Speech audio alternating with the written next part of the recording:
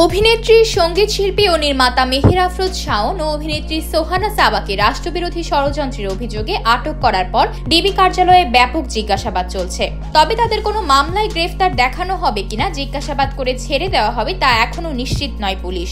শুক্রবার দুপুরে ঢাকা মহানগর গোয়েন্দা পুলিশের অতিরিক্ত পুলিশ কমিশনার রেজাউল করিম মল্লিক এ তথ্য জানান।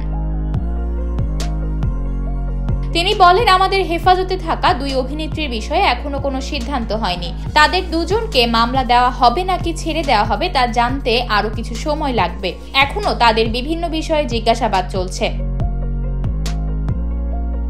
ডিবির একটি সূত্র বলছে, অভিনেত্রী শাওনের পর সোহানা সাবা তাদের নজরদারিতে ছিলেন। তার বিরুদ্ধে দেশবিরোধী ষড়যন্ত্রের অভিযোগ রয়েছে। জানা গেছে, গত 15 জানুয়ারি কলকাতার হোটেল পার্কে অনুষ্ঠিত সভায় সরাসরি এবং ভার্চুয়ালি যারা উপস্থিত ছিলেন তাদের মধ্যে শাওনের নাম উঠে এসেছে।